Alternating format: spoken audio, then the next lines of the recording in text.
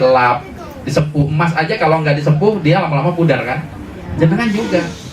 Istri saya, nah Mas Fajar kenal tuh, tahu tuh. Dulu waktu saya nikah gemuk, beratnya itu 78 kilo.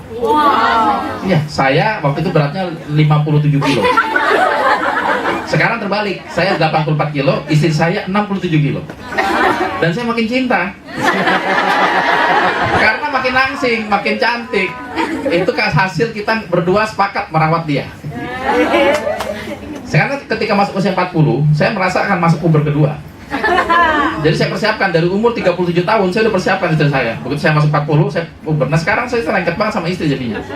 Karena kalau kita jalan dia kayak anak saya katanya. Tua banget sama saya. Gitu ya, jadi harus ada syahwat. Kalau itu hilang, bahaya itu. Karena ada kewajiban bagi laki-laki. Dalam psikotaklik dikatakan, kalau dalam 2 bulan berturut-turut tidak pernah digauli, maka si perempuan boleh mengajukan talak. Nah laki-laki bisa menggauli kan harus ada yang berfungsi. Itu harus ada syahwat. Jadi mawaddah itu adalah memelihara. Kalau laki-laki harus memelihara kebugarannya supaya dia tetap bisa menunaikan kewajiban. Yang perempuan harus bisa memelihara dirinya agar selalu bisa melayani suaminya. Begitu. Jadi mawaddah itu penting. Jangan polos-polosan aja. Udah nggak pakai deodoran, suami pulang lecek, keringat-keringat masih bau bawang. Suami ngotok-ngotok itu sampai ininya lecet, nggak dibuka-bukain. Aisyah Fatimah radhiyallahu anha pernah mengadukan masalah rumah tangga ke Rasulullah. Lalu Rasul bilang, mainlah engkau ke rumahnya Muti'ah. Iya. Jadi bayangan putri Rasul yang mulia disuruh belajar ke seorang wanita namanya Muti'ah. Penasaran nih Fatimah, ada apa di rumah Muti'ah ya? Datanglah ke rumah Muti'ah. Pertama kali datang ditolak sama Muti'ah. Assalamualaikum. Siapa ya? Fatimah. Oh ya. Apakah aku boleh bertamu ke rumahmu? Kamu sama laki-laki tidak? Ini sama anakku masih kecil kok. Tapi kata suamiku, tidak boleh ada laki-laki yang masuk ke rumah ini. Loh, tapi anakku masih kecil. Walau bagaimanapun dia laki-laki. Kata Fatimah, pulang dia. Terus anaknya ditaruh, datang lagi. Akhirnya masuklah ke dalam. Ditanya, kenapa tadi anakku gak boleh masuk?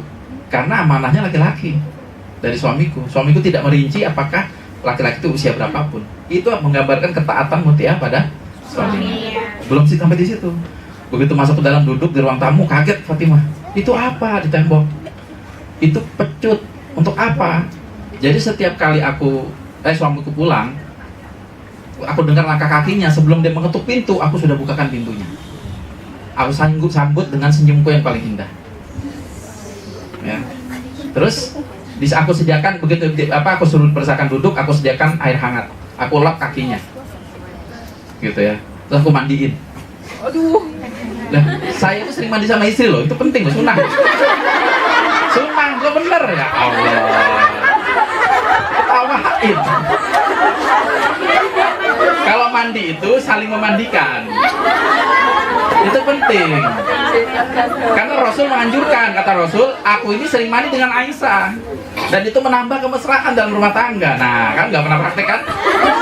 Ya kalau belum nikah wajar, jangan dilakukan kalau belum nikah. Jangan. Nah, udah ya. Setelah dimandikan, kemudian mereka hubungan suami istri. Habis itu aku tanya sama suamiku, apakah pelayanku masih ada yang kurang? Kalau ada yang kurang dan tidak membuat kamu ridho, silakan pukul aku, kasih pecutnya. Kaget Fatimah. Jadi kamu sudah berapa kali dipecut suamimu sampai bertahun-tahun pernikahan? Tidak pernah suamiku memecutku. Nah, jadi itulah pelayanan seorang Muti'ah terhadap suaminya. Dan Fatimah harus belajar dari Muti'ah. Jadi Rasul memesan kepada kita dengan kisah itu bahwa itulah bagaimana tunduknya perempuan. Kata Rasul, seandainya boleh manusia tunduk pada semua sujud pada manusia, maka akan diperintahkan istri bersujud pada suaminya. Tapi kan nggak boleh sama Allah. Dan ridhonya Allah itu ada pada ridho suami. Perempuan itu kalau meninggal ditanya suaminya, apakah engkau ridho? Suami bilang, saya ridho. Surga itu perempuan, enak ya? Iya.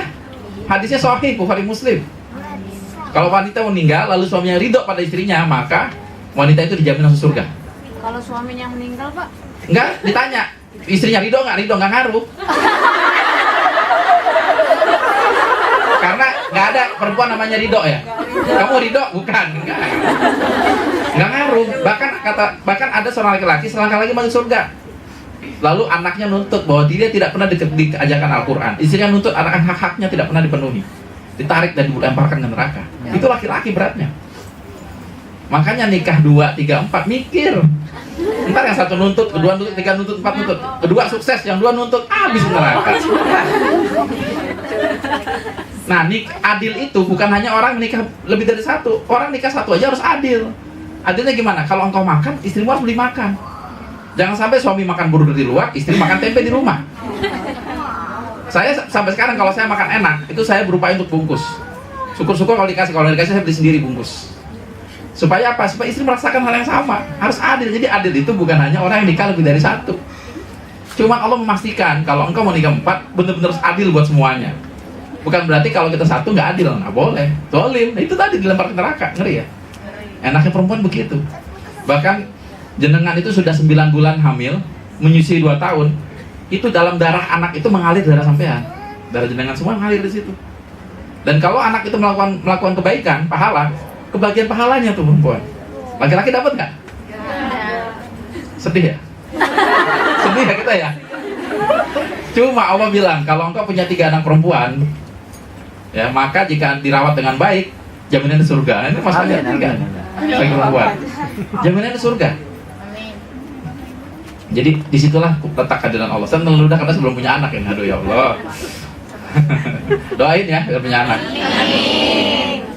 Jadi gitu ya, bahwa mawadah itu penting. Mawadah itu penting, kata itu rawat diri ya, ketika mencari jodoh harus sadar. Jangan ya, kita kayak ada murid saya datang ke rumah, Ustadz saya mau nyari jodoh. Usia antum berapa? Usia saya 36. Hah? 36 sudah. Kenapa baru mau nikah sekarang? Ya belum ada yang cocok. Ya udah, mau carinya kayak gimana? Saya pengen alisnya tebel. Ini baru ngomong alis loh. Tinggi minimal 165. Langsing, putih, hidung mancung. Dalam hati kalau dia kayak gitu gue juga mau. Saya diem kayak gitu. Kriterianya nggak ada. Saya kasih bilang, ini mau nggak? Kurang cantik Ustadz. Nah udah, pokoknya benernya begitu kan. Terus kalau bisa dari keluarga yang menengah ke atas. Akhirnya saya masuk ke rumah, ke dalam. Sambil kaca, cermin, saya kasih. Ini untuk apa Ustaz? Taruh di muka. Karena dari dianya nggak ganteng, biasa-biasa aja gitu ya. Cuman merasa sudah belajar Islam, merasa dia pantas untuk begitu. Nggak bisa, orang kan manusiawi ya. Emang dia doang bisa mencantik, yang cantik juga pasti nyarinya yang ganteng.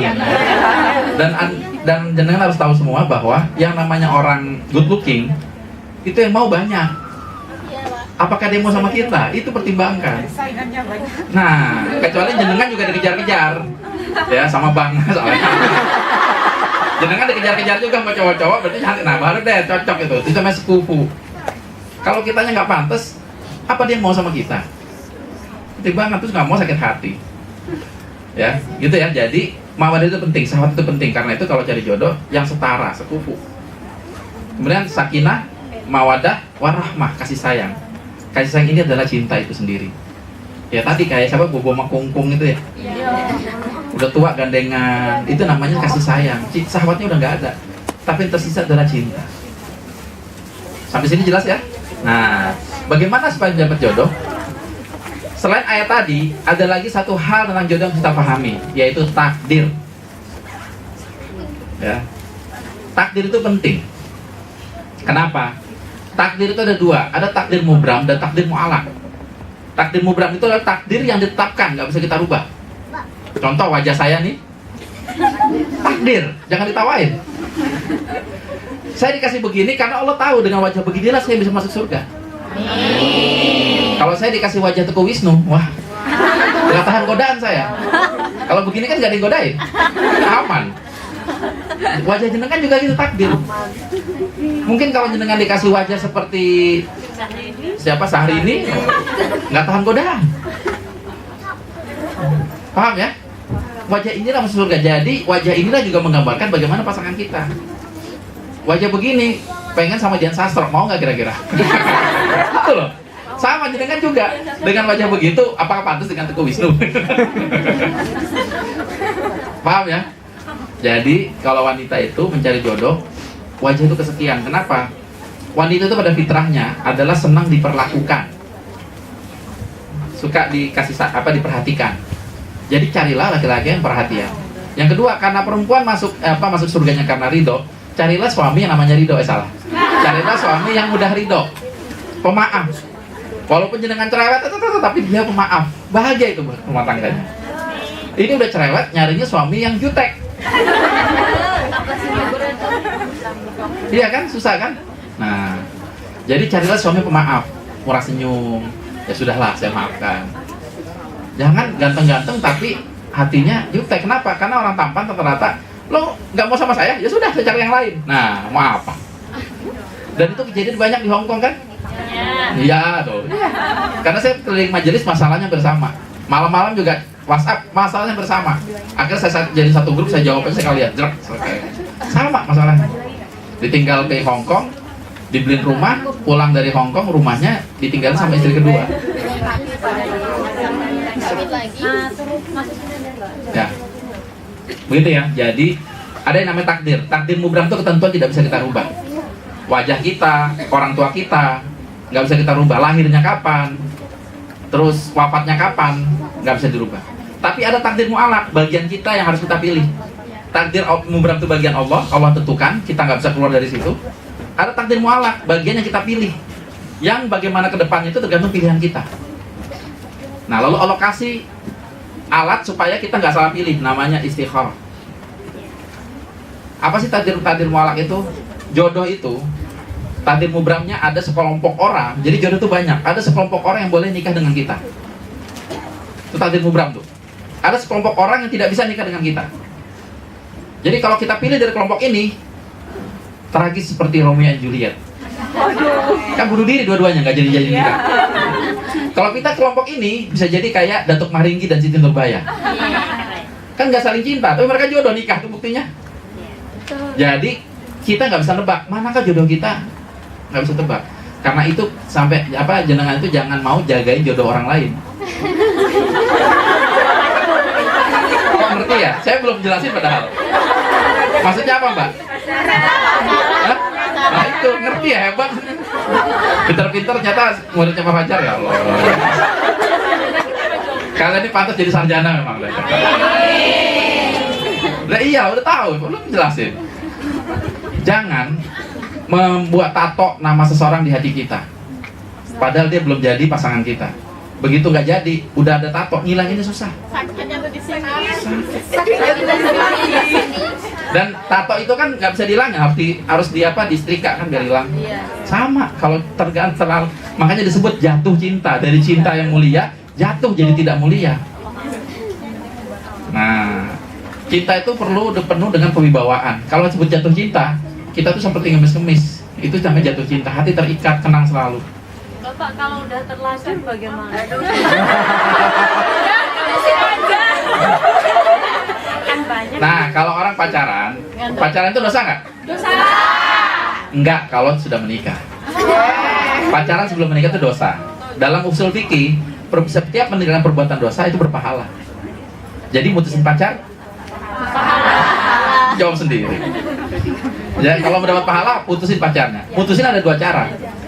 Putuskan dengan menikah atau dengan tinggalin. Iya. Laki-laki itu harus ditantang, Mbak. Kamu mau sama aku? Nikah. Kenapa? Karena laki-laki itu kan memaintain semua orang yang mau sama dia. Ini kita laki-laki, kita aja Mas Fajar. Tapi Pak Fajar coba gimana? Laki-laki itu kan memaintain semua yang mau sama dia, selama tidak diikat. Dia punya pacar di sini, aku paling cinta padamu. Di sana ngomong sama, aku juga paling cinta sama kamu. Itu laki-laki. Perempuan suka dibohongin, laki-laki suka berbohong. Hari ini kamu cantik sekali, padahal biasa aja. Besoknya kalau laki-laki nggak ngomong, kok kamu nggak bilang aku cantik hari ini? Kan dia udah tahu, sama aja tiap hari. Bener nggak sih? Iya. Laki-laki suka berbohong, perempuan suka dibohongi. Klop. Nah, kalau laki-laki pengen dapat perempuan yang banyak, pandai berbohong, maka dia akan dapat perempuan yang banyak. Nah perempuan kalau mudah dibohongi, maka dia juga akan mudah dimadu, ditinggalkan juga. Karena itu laki-laki ditantang, kalau suka sama saya, datang ke rumah saya, proses taruh, kita nikah. Jangan aku cinta padamu, cuma cinta doang, terus ngapain? Padahal terus aku syahwat padamu sebenarnya. Lalu terjadi adalah eksplorasi fisik kan? Tuh. Siapa yang ngomong betul itu? Ini kemarin di penginapan datang seorang mbak-mbak. Pak, saya udah punya pacar. Usia mbak berapa? 40. Pacarnya berapa? 27. Saya langsung, nah. Gimana kira-kira? Udah tahu sendiri apa kesimpulannya? Mandor. Hah? Ya, maksudnya apa? Bagus nggak kira-kira? Kenapa nggak bagus? Bagus aja. Hah? Bagus aja kalau jodoh. Ya kalau jodoh bagus aja, Bang. Oh gitu. Jadi kesimpulannya boleh nih, bagus. Dari umurnya 41 perempuannya, laki-lakinya 27. Sekarang udah modelnya udah banyak, udah tren Pak, udah tren Pak. Kayak Elis. Serius? Kalau tren itu berarti lebih dari 60%. Pernikahan sebegitu itu namanya tren. Kebanyakan gitu Pak. Nah, kebanyakan berarti lebih dari 50%. Iya. Nah, enggak lah. Sekarang pernikahan, ini nggak tahu di Hong Kong ya. Di Indonesia itu pernikahan laki-laki lebih tua daripada perempuan. Kalau tren itu artinya 60%. Kalau kebanyakan artinya lebih dari 50%, kan lebih dari setengah. Buat kebanyakan artinya. Nah, karena kita lihat beberapa orang lalu kita bilang banyak, enggak juga. Yang terjadi, saya selama menjadi konsultan pernikahan percayaan tertinggi itu karena usia. Laki-lakinya lebih muda. 90% itu. Laki-laki lebih muda, perempuan lebih tua. Kenapa? Yang laki-laki muda ini nyari lagi. Perempuan, laki-laki usia 40 karismanya keluar. Perempuan usia 40 layu. Itu serius. Iya. Usia 45 menopause. Ada yang 50 menopause, ada 45. Laki-laki sampai 70 masih bugar-bugar aja. Kalau dia bisa menjaga fisiknya. Bagaimana bisa dikatakan tren? Laki-laki usia 27 itu jiwanya sedang bergejolak. Apa dia bisa setia sama istrinya yang usia 40? Dan semua yang saya tangani itu si laki-lakinya punya simpanan tempat lain. Yang tua ini sebagai jadi sapi perah. Ke Hong Kong aja, ke Hong Kong. Kerja di Hong Kong. Dia apa? Nikah lagi di sini. Banyak realistis. Nah, itu bisa saya bilang kebanyakan. Kenapa? Karena lebih dari 60% yang saya tangani kasusnya sama. Ini biar jenengan terbuka semua nih. Kenapa? Tujuannya saya bukan ingin sirik, enggak, bukan. Tapi saya ingin agar pernikahan yang terjadi di kalangan warga negara Indonesia itu mampu membangun keluarga yang sakinah, mawaddah, warahmah. Supaya negara kita juga negara yang kuat. Dan kata Allah apa? Baiti jannati, rumah kita itu surga kita. Kalau kita gagal membangun rumah tangga, maka kita tidak akan merasakan surga di dunia ini. Jadi tadi pernikahan harus ketenangan. Tenang nggak ketenangan? Suami di Indonesia, sampean di sini kerja, di sana lebih muda. Nah, akhirnya saya lanjut cerita tadi ya. Ini Pak, suami saya umur 27. Gitu kan? Dianya umur 41. Ya sudah, jadi gimana Mbak? Iya Pak, saya baru tahu ternyata suami saya itu punya simpenan. Terus gimana Mbak? Jadi uang saya kirim dibeliin rumah Pak atas nama dia. Iya. Dan itu bukan satu, banyak. Gitu ya. Jadi niat nikah itu penting. Tadi ya, nikah itu ada takdir. Kita tidak bisa memaksakan takdir kita. Jadi kalau ada laki-laki menantang, nikahi saya. Nikah itu diikat oleh aturan dalam Islam. Apa itu aturan dalam Islam? Apa aturan dalam Islam tentang pernikahan? Banyak. Satu, arijalu qawwamun 'alan nisa. Laki-laki itu qawamnya bagi perempuan. Qawam itu harus memberi nafkah, melindungi, menaungi, membina, mendidik. Kata Rasul, perempuan itu seperti tulang rusuk. Dia bengkok. Kalau engkau luruskan, dia patah. Maka engkau hanya menjaga agar tidak tambah bengkok. Karena itu carilah istri yang jangan terlalu bengkok. Maksudnya sifatnya, bukannya bengkok itu. Jadi cari istri itu yang sifatnya lurus supaya nggak gampang ngarahinnya. Gitu. Kalau perempuannya udah terlalu bengkok ya, dibilangin kagak mau, dinasihatin susah, maunya marah-marah, hobi banting piring. Gimana itu? Nah, jadi kata Rasul, jadi laki-laki itu sebagai qawam, membina, mendidik. Dan laki-laki dapat ancaman dayus, yaitu laki-laki yang tidak bisa mencium buah surga. Mereka yang ketika istrinya bermaksiat, anaknya bermaksiat, dia diamkan, nggak tegur. Itu dayus, nggak bisa masuk surga tuh laki-laki. Berat kan? Nah, kalau laki-laki pergi ke masjid, sholat, perempuan istrinya sholat di rumah, si perempuan dapat pahala sholat di masjid. Kalau perempuannya pergi ke masjid, laki-lakinya sholat di rumah, laki-laki nggak dapat sholat di masjid. Nah, itu enaknya perempuan. Pahala dari suaminya, istrinya dapat. Kalau dosa Pak. Dosa dari istrinya, suaminya dapat.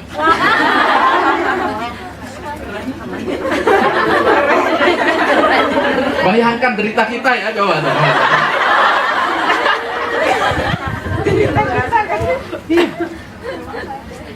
Berat kan negara laki-laki? Jadi kita itu harus benar-benar berjuang ke masjid, ibadah sebanyak-banyaknya supaya kita dapat pahala, isi dapat pahala. Ini adalah aturan Allah supaya rumah tangga itu terbangun dengan baik. Nah, kalau jenengan milih suami yang nggak sholat ke masjid, tapi baik hatinya, ada doakan, dan jenengan harus banyak ibadah supaya suaminya bisa berubah. Karena namanya doa itu bisa menggenggam erat hati dibandingkan tangan kita, lebih bisa menjangkau daripada pandangan kita, lebih bisa menjaga daripada jagaan kita. Itulah doa. Jadi kalau nyari pasangan itu, carilah yang kira-kira sudah ada bakat baik, ya. Terus masuk akal, jangan kayak tadi 27 lawan 41 itu nggak masuk akal. Itu istilahnya nunggu istri pensiun doang. Iya kan? Usia 47 perempuan ada yang menopause, alasan dia nyari lagi kan? Itu namanya istilah kalau kita tuh namanya nunggu istri pensiun. Ya itu nggak sehat lah ya. Kalau beda dengan Rasul dengan Khadijah radhiyallahu anha. Rasulullah SAW usia 25, Khadijah usia 40 tapi cantik jelita dan kaya raya dan taat pula, luar biasa. Sampai ketika Khadijah sudah wafat, Rasul nikah lagi, istri-istrinya cemburu terhadap Khadijah. Kenapa? Rasul memuji-puji Khadijah terus. Sampai Aisyah pernah kan, kenapa kau memuji Khadijah? Belum ada. Marah Rasul. Dia orang yang pertama kali mendukung aku ketika dakwah, ketika menerima wahyu. Dia orang mendukung dakwahku dengan jiwa dan hartanya. Dia mengasihiku sepenuh hati. Wah, banyak pujian-pujian. Nah, jadi istri itu begitu. Kalau istri sudah meninggal, suaminya muji-muji. Jangan jadi istri gitu suaminya meninggal, alhamdulillah tuh, untuk sama kamu. Dulu tuh yang itu tuh. Parah itu. Jadi siapkan diri dengan semua ini supaya kalau jadi istri nanti istri yang baik. Ketika wafat suami muji-muji. Itu yang harus gitu ya, jangan. Untung dia udah meninggal, lega hidup saya. Baik. Jadi ada takdir ya, nggak bisa kita melawan takdir, nggak bisa. Karena itu jodoh harus dipilih dengan cara yang Allah tentukan. Ada sebuah kata-kata yang harus ditamkan buat dengan semua. Saya ucapkan sekali, nanti tolong diulangi ya. Siap ya? Mencintai yang dicintai oleh yang tercinta adalah mencintai yang tercinta. Silakan. Silakan. Siapa yang bisa? Siapa yang bisa? Siapa yang bisa? Mencintai yang dicintai. Salah.